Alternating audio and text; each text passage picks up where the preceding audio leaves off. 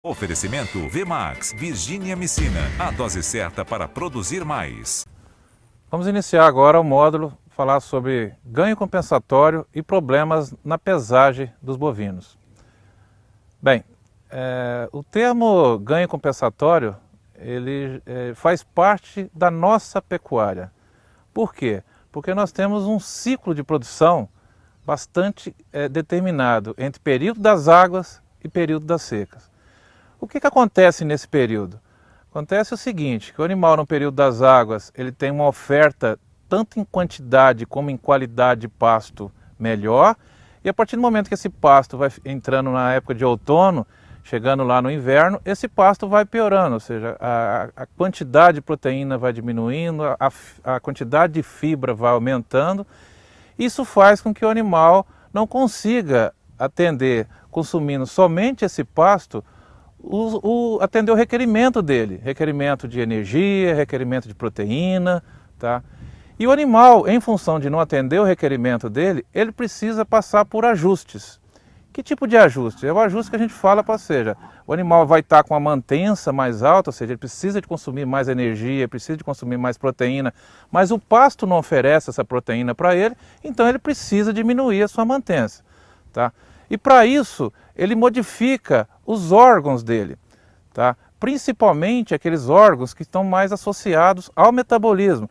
Por exemplo, o trato gastrointestinal do animal, o fígado, o coração, a quantidade de sangue que esse animal está produzindo. Isso é um processo de economia, porque se ele tivesse com um fígado grande, por exemplo, ele estaria gastando muita energia para a mantença.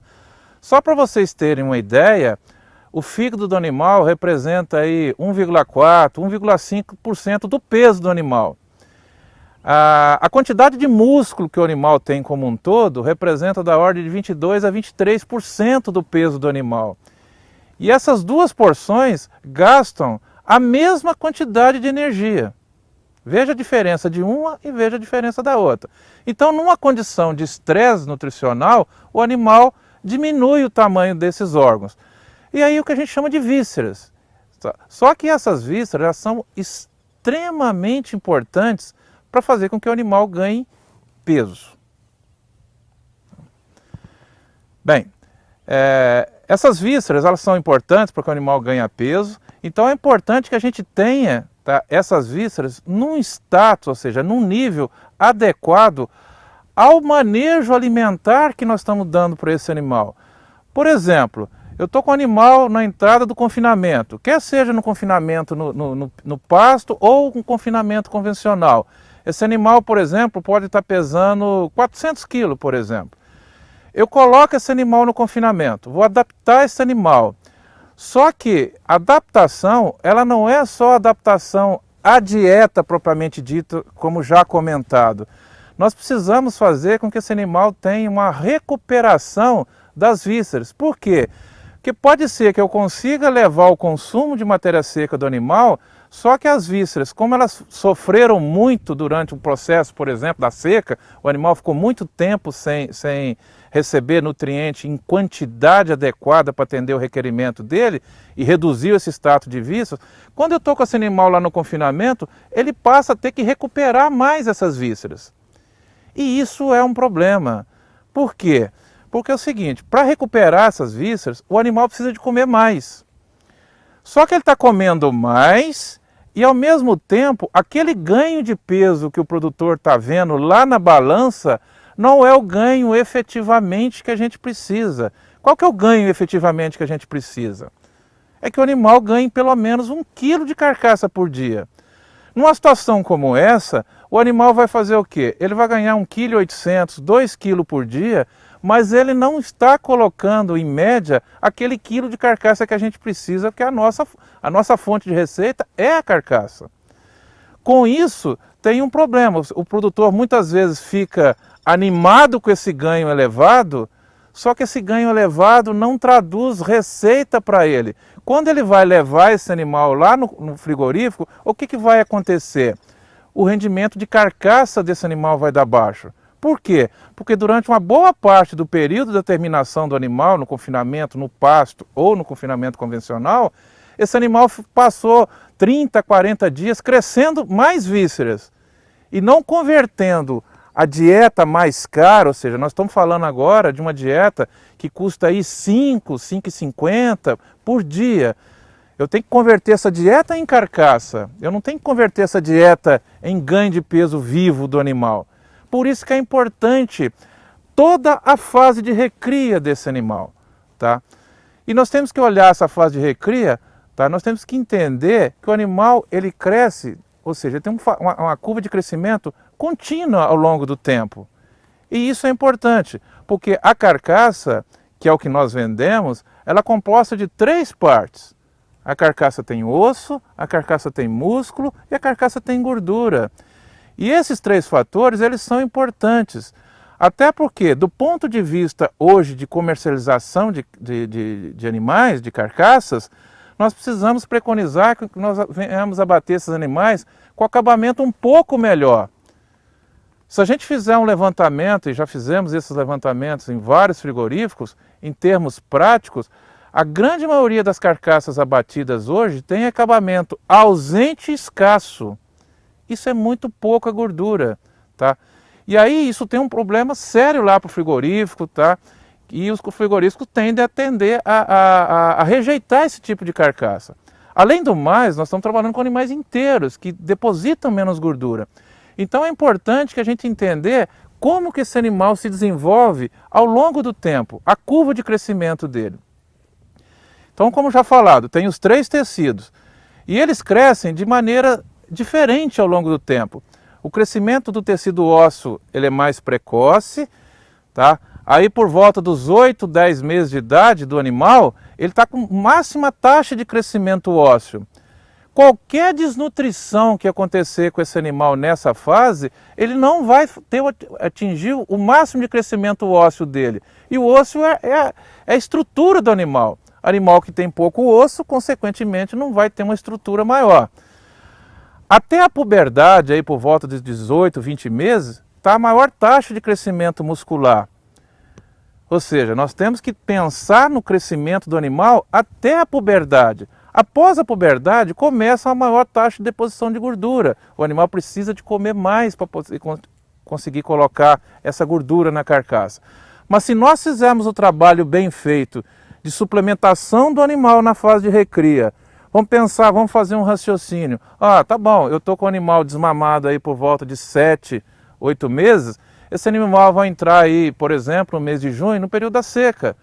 Vai passar aí um período aí de 4 a 5 meses de período de seca, depois vai passar mais 3, 4 meses de período de águas, depois vai passar mais uns 2, 3 meses ali no período de outono. Em um ano, nós estamos saindo com esse animal da desmama, chegando com esse animal já no início da fase de terminação. Ou seja, eu vou terminar esse animal agora num confinamento convencional ou vou terminar esse animal num confinamento no pasto, como a gente já comentou. E isso é importante que o pecuarista tenha essa noção, porque senão o que acontece? Ao longo dessa curva de crescimento, esse animal, se ele perde peso, ele ajusta o tamanho de vísceras e depois na fase subsequente ele fica animado com ganhos maiores. Só que o que ele vai vender lá no final, que é a carcaça, não vai ter muita carcaça. E isso é importante. Outro aspecto importante nesse ponto é o que nós chamamos da moeda do produtor. É a relação de troca. Ou seja, se eu vendo um boi gordo, eu trabalho só com terminação, por exemplo, eu tenho que comprar um garrote. Ou se eu trabalho com recria e terminação, eu tenho que comprar um bezerro. E hoje o que a gente está vendo na nossa pecuária é um aumento cada vez maior do preço do bezerro. Se a gente quiser fazer um raciocínio, podemos fazer um raciocínio, por exemplo, hoje um bezerro a R$1.000, se eu for vender um garrote, um boi gordo, por exemplo, a 16, 17 arrobas, aí numa arroba de R$120, eu estou vendendo esse animal por volta de R$1.800.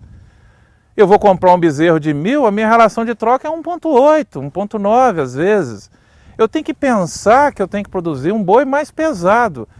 E a gente só vai conseguir fazer isso se a gente respeitar essa curva de crescimento, ou seja, a nutrição ideal na fase da recria, na fase de seca, na fase de águas, na fase de outono, invariavelmente nós vamos ter que levar esse animal para um confinamento. E quando nós chamamos de confinamento, é uma oferta maior de concentrado. A tomada de decisão aí passa a ser no pasto ou no confinamento convencional. Agora, falando um pouco sobre os problemas de pesagem, tá? O produtor precisa, primeiramente, avaliar o processo. E isso, ele precisa entender que a pesagem, a gente fala que é uma fotografia. O que ela é? É o peso do animal naquele período, tá? Então, o produtor calcula, obviamente, ele precisa de calcular isso, o ganho médio diário. Se eu peso um animal hoje, nessas condições, num pasto característico, um pasto agora, nós estamos aqui no mês de abril, mas ainda estamos com um pasto com bastante folha verde. Se eu vier a pesar esse animal, por exemplo, lá em junho, em julho, as condições do pasto já modificaram totalmente. E o produtor precisa ter em mente que quando ele está pesando o boi, ele está pesando 3 partes do boi, que é a carcaça propriamente dita, o restante do animal, as vísceras dele, o couro, o coração, o fígado, o intestino. Além disso, existe o conteúdo presente dentro do animal. Quando nós estamos falando dessas vísceras, como já comentado, elas modificam de tamanho. Se eu pesar um animal agora que está numa condição nutricional melhor e der uma condição pior para ele daqui para frente, essas vísceras vão ajustar de tamanho. Então o que vai acontecer? Proporcionalmente elas vão diminuir, tá? Outra questão extremamente importante que o produtor precisa ter em mente, tá, é que esse conteúdo presente no animal, tá, ele modifica em função de uma série de fatores. Em função do pasto, se eu tenho folha mais verde, uma fase de transição, por exemplo, de seca para água, tá, vai modificar toda o componente do trato gastrointestinal desse animal, ou seja, a taxa de passagem, a velocidade com que essa dieta passa dentro do animal é mais rápida. Quando eu dou, por exemplo, um suplemento e vou aumentando a dose de suplemento desse animal ao longo da vida, quanto mais concentrado eu vou dando para ele, eu também melhoro essa taxa de passagem. Por exemplo, no confinamento no pasto, quando eu dou, por exemplo, 8, 10 quilos de concentrado para esse animal, eu tenho um animal no peso zero que eu estou medindo e vou pesar depois de 30 dias, 60 dias, 90 dias. A quantidade de conteúdo existente na pesagem inicial é uma e a quantidade de conteúdo presente lá nas próximas pesagens são menores. E isso o pecuarista fica muito preocupado. Ah, meu boi não está ganhando peso. Ele não está ganhando peso porque a quantidade de conteúdo presente no animal está diminuindo. Vamos dar um exemplo que o produtor gosta muito, que é o tal do rendimento de carcaça. O rendimento de carcaça nada mais é que é o peso da carcaça dividido pelo peso do boi. Vamos dar um exemplo, um animal de 500 quilos, com rendimento de carcaça lá no frigorífico de 55%, por exemplo. Esse animal vai ter 275 quilos de carcaça. Naquelas condições que eu fiz a pesagem, então ele tem 55% de rendimento. Se eu, por exemplo, der um tempo a mais de castigo desse animal no curral, e ele perder, por exemplo, numa condição dessa, 10 quilos de conteúdo, esse animal, ao invés dele ter 500 quilos, ele vai passar a ter agora 490 quilos. Só que os 275 quilos de carcaça que ele tem, continua lá dentro dele. Ao invés de eu pegar os 275 quilos, dividir por 500 e dar 55% de rendimento, eu passo agora a pegar os mesmos 275 quilos de carcaça e dividir por 490, porque ele perdeu 10 quilos de conteúdo ali. E é muito fácil ele perder 10 quilos de conteúdo, basta eu dar mais jejum. Agora o rendimento de carcaça desse boi passa a ser 56%. E muitas vezes o pecuarista fica, eu vou ganhar mais dinheiro porque o meu rendimento de carcaça foi 55, 56 ou 57. Na realidade, a remuneração dele é pelos quilos de carcaça que ele já produziu e não pelo rendimento. O rendimento ele é uma consequência. E todas as vezes que a gente começar a adotar a tecnologia nas nossas fazendas, nós vamos invariavelmente aumentar o rendimento de carcaça final. Por quê? Porque nós estamos aumentando o rendimento de ganho. E é essa a conta. Tá? Então, assim, o processo de pesagem ele tem que ser tomado com calma. Vamos dar um exemplo, por exemplo, um animal no período da seca. Tá? Esse animal no período da seca, tá, ele vai consumir menos. Por que ele vai consumir menos? Porque o pasto é menos digestível. Se eu dou suplemento numa condição como essa, eu vou aumentar essa taxa de passagem.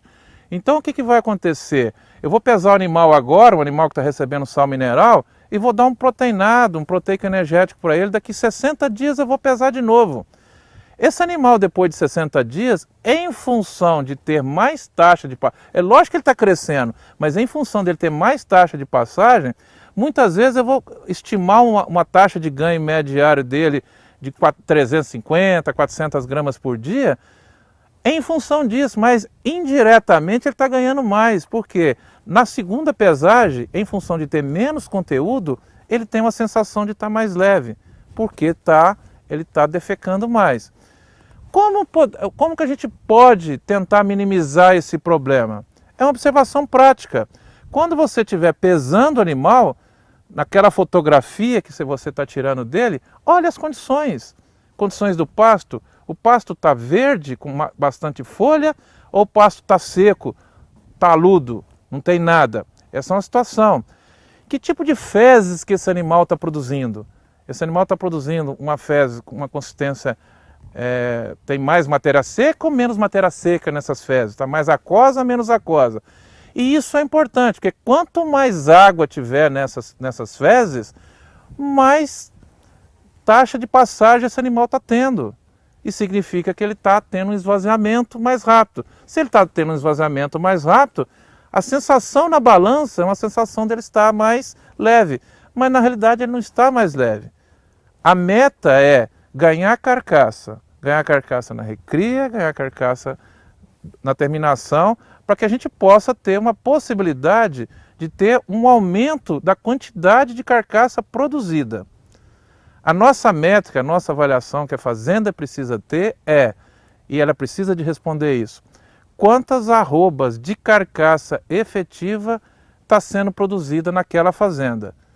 Tá? E principalmente produzido naquela fazenda no total, em hectare, ou seja, a nossa meta é X quilos de carcaça por hectare ano.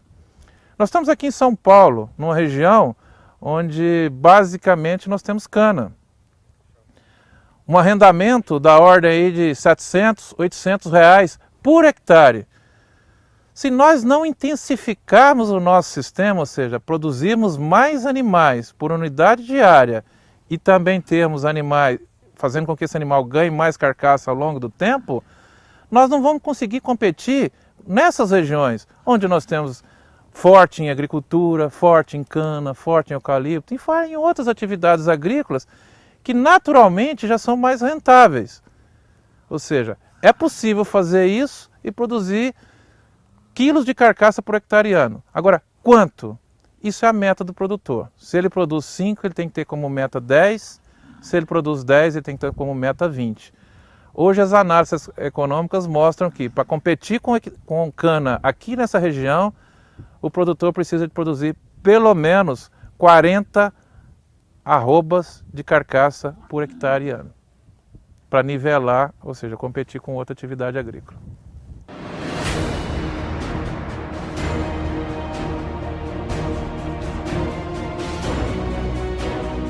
Produzir alimentos em menos tempo, com custo competitivo, a mais alta qualidade e, principalmente, preservando ao máximo o nosso planeta. Estes são desafios que, em um mundo cada vez mais populoso, quente e poluído, podem parecer impossíveis. Mas aí surgem empresas que nasceram para desafiar o impossível, o improvável. Empresas com um chamado maior, uma busca incessante por desafiar o que ainda não foi feito. Trilhar novos caminhos, novas alternativas, soluções inovadoras, contando com a mais alta tecnologia, a melhor pesquisa mundial e um time vencedor de profissionais apaixonados pela mesma missão. Produzir mais, em menos tempo, com melhor custo-benefício e respeitando o meio ambiente. Ainda bem que a Pecuária Nacional tem estas empresas a seu lado. Ainda bem que temos a Fibro. São mais de 1.000 colaboradores espalhados nos 5 continentes, distribuídos em 50 países, buscando a cada dia produtos e soluções para uma pecuária mais eficiente e um mundo melhor. Produtos como a Virgem Amicina, que já contam histórias. Histórias reais, que fazem do final de cada dia um novo dia para uma nova pecuária. Mais lucrativa, sustentável, eficiente.